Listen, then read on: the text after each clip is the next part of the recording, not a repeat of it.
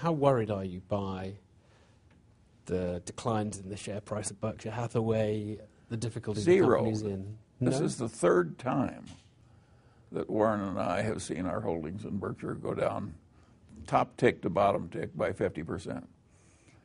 I think it's in the nature of long-term shareholding with the normal vicissitudes in worldly outcomes and in markets that the long-term holder has his quoted value of his stock go down and then by, say, 50%. In fact, you can argue that if you're not willing to react with equanimity to a market price decline of 50% 2 or 3 times a century, you're not fit to be a common shareholder, and you deserve the mediocre result you're going to get compared to the people who do have the temperament, who can be more philosophical about these market fluctuations. You can never take all the boom and bust out of a capitalist economy, but they could be enormously dampened if there were wise legislative restraints on human conduct that eliminated more of the sin and folly that will inevitably come without the wise restraints. And what happened in America is that the people who were making money out of a lack of wise restraints just got more and more power by doing more and more lobbying and making larger and larger political contributions, and being aided by a certain ideological nuttiness, which assumed that because free markets worked so well compared to, say, communism, that it automatically followed that if there were no laws at all restraining financial conduct, the economy would work better. And that's not so. The economy works worse if you allow unrestrained sin and folly in finance. That goes back all the way to the South Seas bubble. Without a system of wise restraints, gross immorality and extreme craziness will happen. In markets, they need to be dampened. Sin and folly needs to be stepped on. Both parties have wings that are full of idiots. That is the nature of the game. And the reason it's worked as well as it has is that the people in the middle have sort of over time tuned out the idiots on both sides. But every once in a while, the idiots get in control. And of course, that has terrible consequences. So you're really That's the nature of the system. You're thinking of the last 10 We went 15 way years. too far in financial deregulation. And people were making so much money, and the economy was doing so well because it was being puffed up by this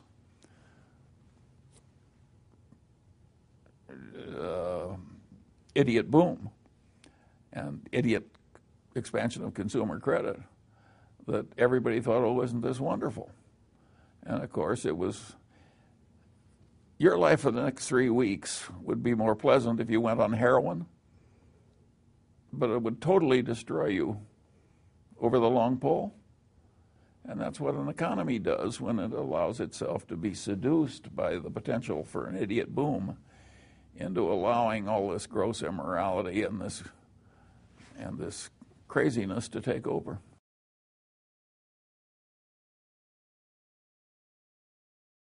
To his credit, of all the major figures, he's the only one who promptly said, I was a horse's ass.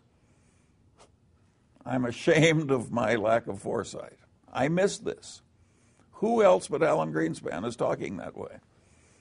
So in my book, he's sort of a hero in that it is hard at his age to look back at a career as distinguished as his, with as much success and adulation, and basically say, I was a horse's patoot. And that's what he's done. So To me, he's a hero. We need more of that sort of thing. Wall Street attracts and rewards what I call a locker room culture. There are a lot of people who just have to win at football or soccer or something like that. And they're just so competitive that whatever A is doing, they have to be as good or better than A. And of course, Warren and I don't have those compulsions. And I would rather live my way than theirs. They do enormous damage to the rest of us with their damn locker room culture that has to win.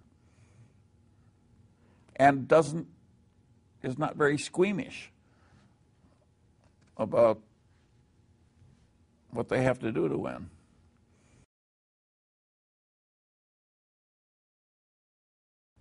We have to deal in things that we're capable of understanding. And then once we're over that filter, we have to have a business with some intrinsic characteristics that give it a durable competitive advantage.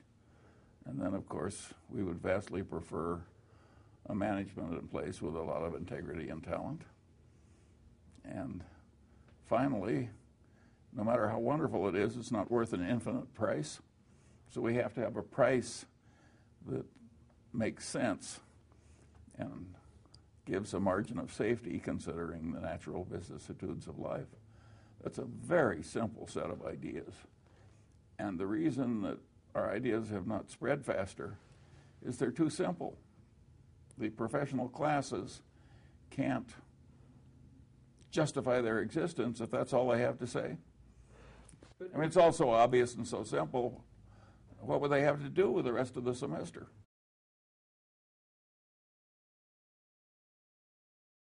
Well, at the time we bought it, it was succeeding mightily on multiple fronts, and it was cheap in relation to what was plainly going to happen. That was a valuable insight.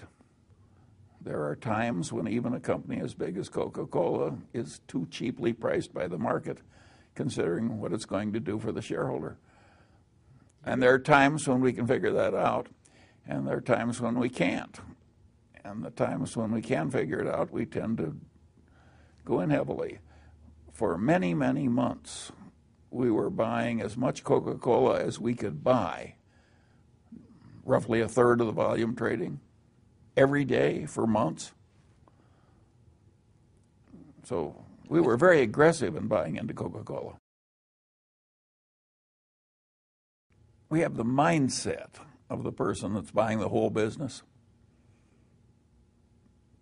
at the price you would realize by multiplying the price we're paying by share by the number of outstanding shares. And we want the price for the whole business so calculated to look very attractive.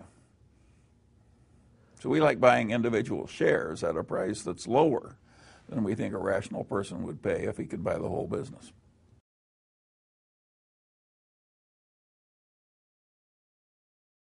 Warren would have been a huge success if Charlie Munger had never lived. How often do you speak to him? Well, in the early days, it was almost every day, and now it's maybe once a week.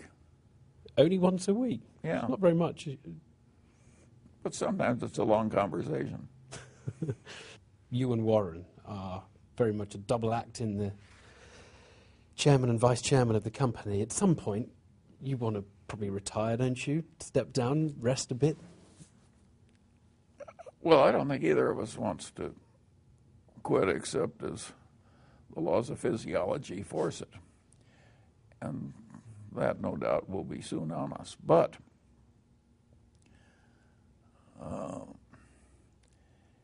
you got to remember that Berkshire is probably the most decentralized big corporation in the world. I think the very decentralization of Berkshire and the extreme pockets of talent in all the subsidiaries will give Berkshire a very respectable future long after we're gone. And you've got to remember that we started with a little nothing. And our successors are starting with something that is not a little nothing. And you ought to be able to achieve a lot more when you're given a mighty hand than you were when you start with a little nothing. Now, they won't be able to multiply money as fast per share, because that can't happen when you're working with such large sums. But in terms of a creditable institution that serves the wider world, I think